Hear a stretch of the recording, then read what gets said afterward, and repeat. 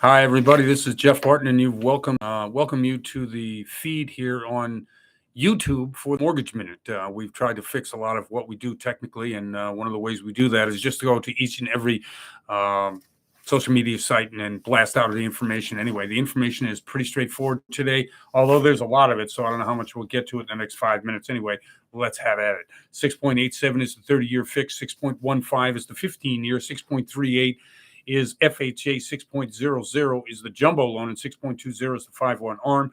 The 2 years at 4.31 and the 10 years at 3.86. That's a wide spread. Yes, recession is coming. How deep, how far, how fast? I don't know. It depends on who you talk to, but nobody's saying it's going to be light and easy and we're going to just come in and it's going to be no problem. So that's what's happening. All right. A couple of quotes here. The housing market correction will be deep and ugly. That's Housing Wire. Housing Wire, by the way, is a pretty good source for information if you go there, although you got to pay for the information.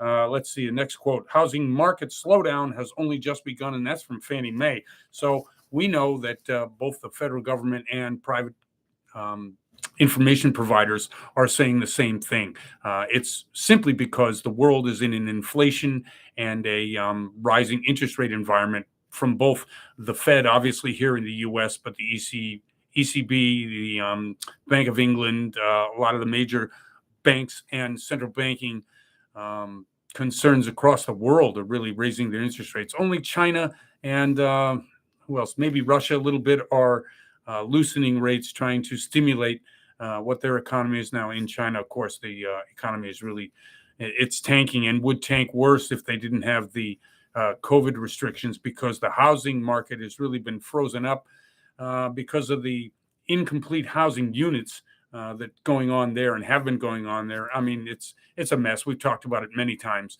but I believe that the COVID restrictions have really held down the actual default rate, just because nobody can get out of their house in certain cities where projects aren't being funded and aren't happening. Anyway, we'll see what happens there. I think it does affect a lot of what the supply chain is as well, which obviously ties up with inflation. Okay, let's get to some other things. Caliber lays off 300. Yes, the continued carnage in the mortgage and real estate worlds. We've seen both layoffs as well as mergers and acquisitions. A couple of these mergers here. The real brokerage to acquire Lemon Brew Lending. I'm sorry, I don't know the companies, but these were on Mortgage News Daily. Thrive Mortgage to acquire American Mortgage Service Company.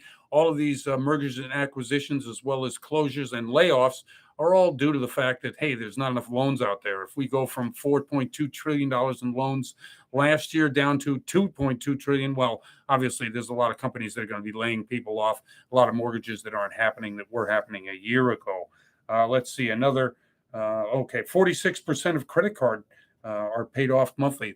So of 100% of credit card debt, 46% of it gets paid off on a monthly. That is almost a record amount. 49% is the record. Now, you think about that for a second. In bad times, usually credit cards are what funds somebody's lifestyle or gets them through the bad times until they either get a new job or get a raise or whatever it is, they can bring in more money. 46%. Now, that still is about a lot of the excess cash that's in the market that the Fed is trying to dry up with their raising interest rates. And as you can well see, 6.87 for the mortgage interest rate on a 30-year fixed rate loan is unbelievable. It's more than double what it was in January of this year. Really incredible kind of stuff. The British pound is at $1.3. That's unbelievable. What happened over there? It's really something that it's hard to imagine the British pound at equal par to American dollar. Just never happened before.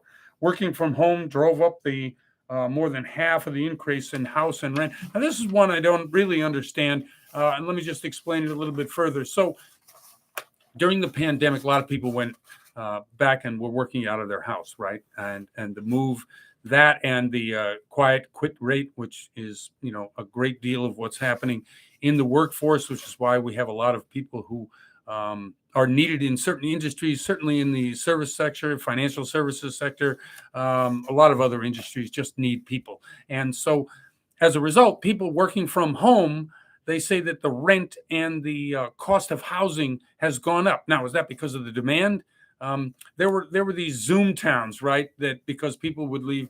Let's just take a town like San Francisco. A lot of people left San Francisco, went out into the valley between San Francisco and Sacramento and I can't remember the other city out there, but in that corridor, a lot of people drove the price of real estate up quite a bit. Now, that I understand because the demand went higher. But since that has really calmed down, a lot of people moved back to San Francisco. But it's still saying that because 30% of the people are not returning to the workspace, that it's still going to drive up rents and it's still going to drive up the cost of housing. Is that because of the demand, or is that just because once it's up, it's going to stay there? I don't know. We're calling also for a great deal of a retrenchment in prices. Some are calling it not only the Great Reset, but also the pandemic-related need for people to be at home has ended. Therefore, people need to get back to work, but it's going to kill the housing market, and it's going to reverse what the trends were, 20, 30%, maybe even more in certain cities around the country, that the prices went up. They're looking to have that be completely reversed. And so some people are calling it a housing crash. Some people are calling it a readjustment. We'll see, because it's very interesting as to we're at 6:50. Geez, time flies, and I'm not really that verbal today. I've got a lot of tongue twisters. I'm Jeff Barton. This is the Mortgage Minute. Really appreciate you watching. We'll see you next time.